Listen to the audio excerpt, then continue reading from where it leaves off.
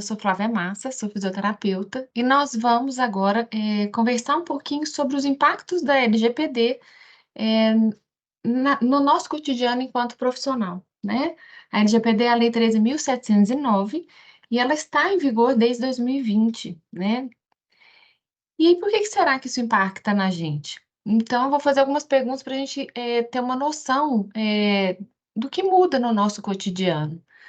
Na recepção da clínica, existe uma agenda com dados do paciente e consulta, dos dados do paciente para consulta, com fácil acesso para o público geral? Eu digitalizei o prontuário desse paciente e salvei na minha área de trabalho, ou inseri num prontuário eletrônico, que eu não sei aonde são armazenados esses dados. Eu tiro foto do meu paciente e essas fotos ficam no meu celular. Na clínica ou no hospital, existem computadores com acesso de dados de todos os pacientes em diferentes setores e todos acessam. Tudo que eu pergunto ao paciente, eu posso colocar no meu prontuário? A secretária pega o prontuário para mim?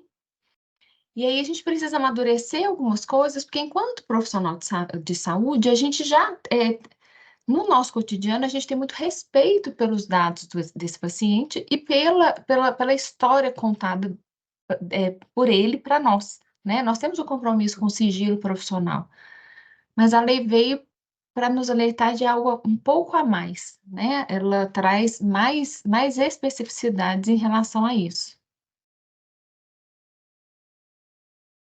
E aí, o que que a LGPD fala? Ela fala já lá no primeiro artigo dela que essa lei dispõe sobre o tratamento de dados pessoais, inclusive nos meios digitais, ou seja, se eu ainda estou no meio analógico, se ainda meus prontuários, as minhas coletas de dados são em papel, ela é para mim também, tá?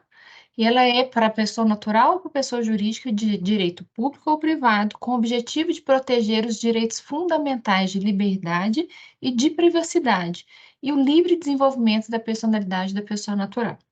Então, a gente precisa ter na nossa cabeça que a LGPD ela não veio para dificultar a coleta de dados, muito menos para impedir. Ela veio para que a gente tenha mais transparência nessa coleta, que a gente saiba para que a gente quer coletar esse dado e tem que ter um objetivo, que é o que a lei fala, que eu coleto o dado quando eu tenho uma finalidade para coletar esse dado. E dá o direito do titular de dado, que é o dono do dado, de ceder ou não esses dados, a partir do momento que essa relação nossa seja extremamente transparente, né?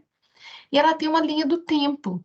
Então, ela vem sendo trabalhada há mais tempo, né? Então, lá em 2010, teve uma primeira consulta pública que perguntou sobre a proteção e a privacidade de dados. E aí, em 2011, a Lei de Acesso à Informação também veio ser publicada para que a gente tenha noção de todas as publicações que foram feitas. Em 2012, tem a Lei Carolina Dickmann. Em 2014, foi o Marco Civil da Internet, que foi uma virada de chave muito grande para os meios digitais. Em 2015, teve a segunda consulta pública sobre a privacidade de dados. Em 2018, entrou em vigor a GDPR, que é como a nossa LGPD aqui na Europa. E em 2018 foi publicada a LGPD, mas ela veio entrar em vigor em 2020, como estava no auge da pandemia, né, em agosto de 2020. A gente estava no auge da pandemia, as empresas ainda se adequando, ainda grande déficit financeiro, um mercado nacional, aquela bagunça, foi se dado uma dilação de um prazo.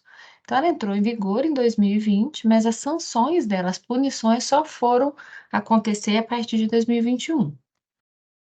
E em 2022, ela transforma, né, ela traz para esse paciente como um direito fundamental. Então, a privacidade, a proteção desse dado, ele é um direito fundamental desse paciente. Então, a gente precisa se atentar muito com a parte interna da nossa clínica, nessa logística que a gente tem, para saber como é que a gente mexe nesse fluxo para dar a esse paciente, né, respeitar o direito que é dele. E aí a gente vai falar um pouquinho o que que é esses dados pessoais que a LGPD tanto fala. Ela divide em duas formas. A gente tem os dados pessoais, que são os dados que identificam essa pessoa. Então, a gente tem o nome, o endereço, a gente tem o CPF, os dados de localização dele, a gente tem os e-mails, a gente tem o número de telefone, a gente tem a escolaridade, tudo que a gente identifica esse paciente é um dado pessoal dele, tá? Se a gente coleta o CPF, o RG, isso, o que são dados pessoais sensíveis? A lei entende como dados pessoais sensíveis aqueles dados que a gente precisa proteger um pouco mais, porque eles podem causar discriminação ou alguma coisa nesse sentido. Então, aqui ela elenca como uma origem racial ou étnica, opiniões políticas, convicções religiosas ou filosóficas, afiliação sindical, dados genéticos, dados biométricos, tratamentos, é, dados relacionados à saúde e dados relativos à vida sexual ou orientação profissional. Então, enquanto profissional de saúde, a gente vai ter que proteger os dados pessoais como qualquer outro, mas a gente ainda tem uma responsabilidade a mais, porque a gente detém também a coleta e armazenamento de dados sensíveis. Em que momento que a gente faz isso?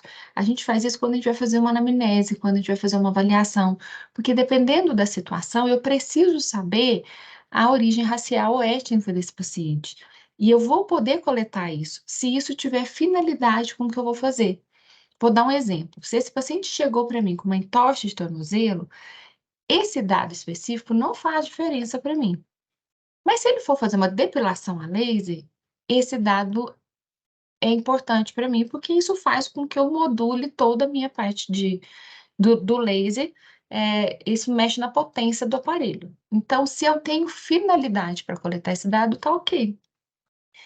Às vezes eu preciso saber sobre a vida sexual dele, às vezes todos os dados relacionados à saúde ele vai me passar, e quando a gente fala de biometria, a gente às vezes não se atenta, mas geralmente o paciente, quando ele é atendido pela saúde suplementar, que são os planos de saúde, a assinatura dele, o ok dele naquela assistência é através de biometria. A biometria é um dado sensível, a leitura facial é um dado sensível.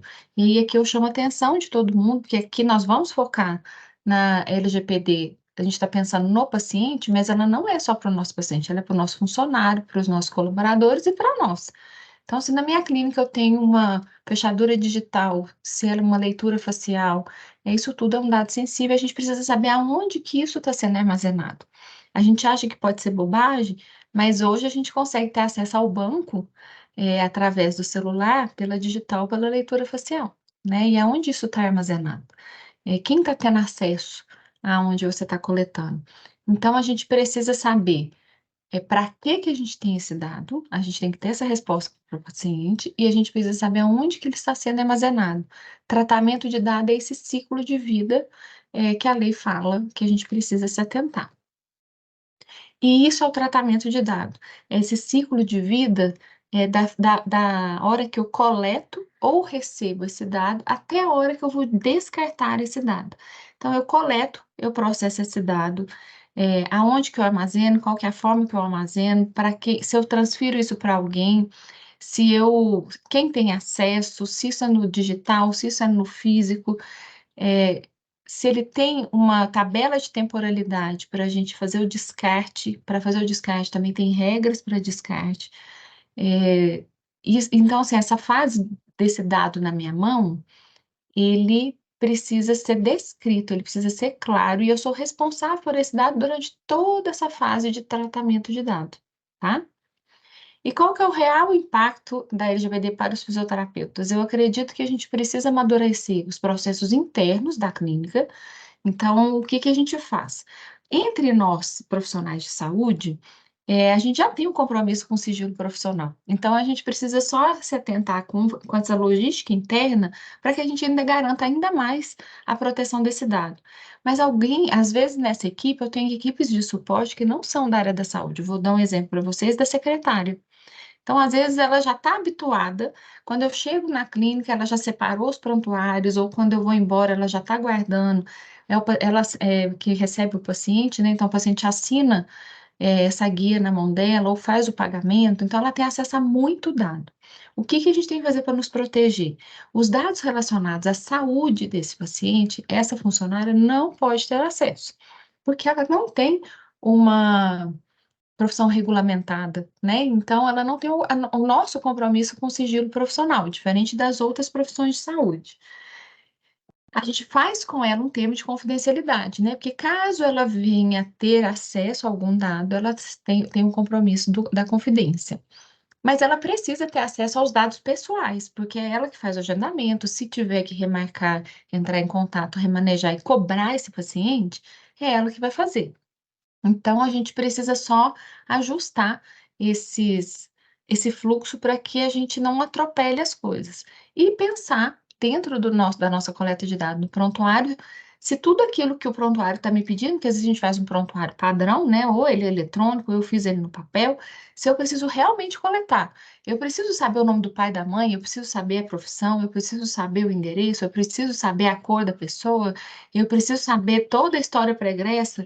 é, a gente precisa deixar claro que a gente é responsável por aquilo que a gente coleta. E tudo que a gente coleta tem que ter a finalidade dentro da nossa proposta terapêutica, tá joia?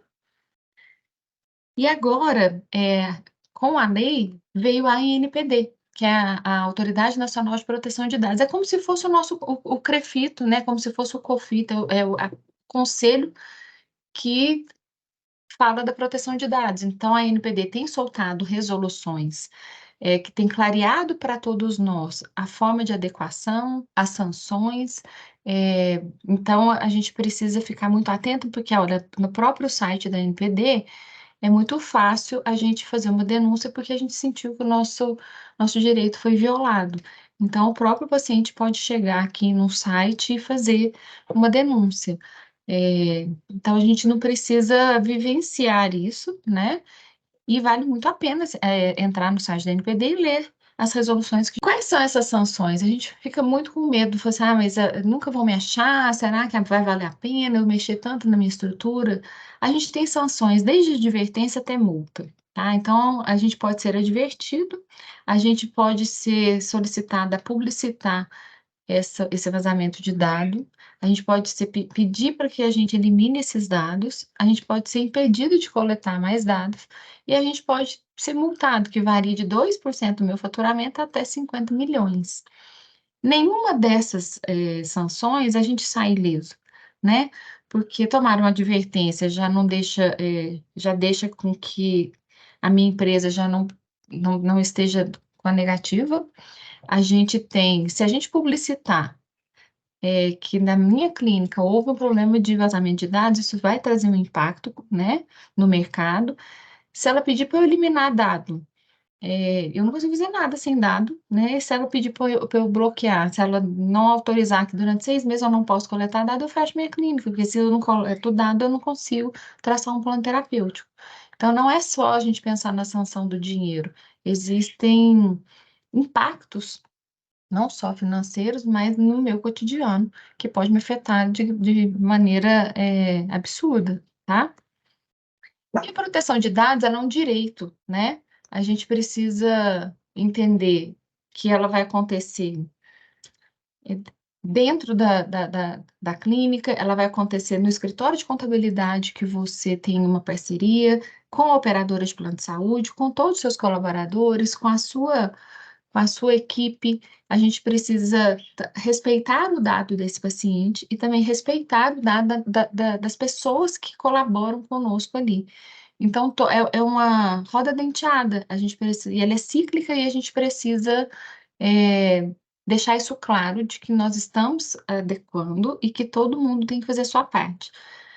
A adequação da LGPD, ela não é uma produção de documento, ela é uma mudança de paradigma dentro de um serviço de saúde. A gente realmente precisa perder um pouco de tempo para mudar essa logística e que vai valer muito a pena. Ela não é complicada, não é uma coisa que traga grandes impedimentos, mas que a gente precisa começar, né? A gente precisa se atentar, porque se a gente não visa um compliance desse serviço de saúde, a gente não tem segurança, esse chão não está firme para a gente crescer no nosso negócio. E aí a gente precisa também saber a diferença entre o sigilo profissional, a segurança e a privacidade. O sigilo profissional o paciente não pede, né? Ele é inerente à nossa profissão. A qualquer momento que ele me procure para eu coletar qualquer tipo de dado, qualquer tipo de informação, ele tem garantido o meu sigilo profissional. Segurança de dados e privacidade são coisas distintas. A segurança é onde eu armazeno, é onde eu mitigo todas as possibilidades de diminuir o vazamento, a perda, porque às vezes eu acho que, ai, que eu não quero, eu tenho que arrumar situações em que eu não vou ter problema com o hacker. Não, se eu tiver com o meu prontuário aberto na minha mesa e cair uma jarra d'água e eu perder os documentos, isso é uma perda de dado, né? Então, e essa responsabilidade desse dado é seu. Então, a gente precisa garantir a segurança desse dado, a guarda, o manuseio, toda essa fase de tratamento de dado e a privacidade de dado e a gente respeitar essa privacidade, a gente coletar esse dado que seja estritamente necessário, de uma forma respeitosa e por quem pode ter acesso. Então, falar de lei para profissional de saúde não é o assunto que a gente mais gosta, não é resolução, não é uma coisa que a gente lê, mas a gente precisa entender que a nossa profissão ela está dentro desse guarda-chuva normativo, seja ele leis federais, municipais ou dentro das normativas do nosso conflito. E o exercício profissional ele está dentro dessa caixinha. A gente tem responsabilidade civil, responsabilidade ética no nosso exercício profissional. E a gente não pede em nada de cumprir todas as normativas.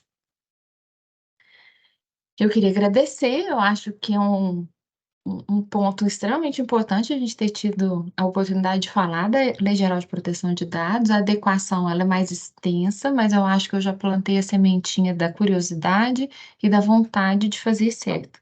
E que vocês consigam aproveitar essa trilha de gestão de uma forma sensacional, considerando que o compliance é a base do nosso exercício profissional.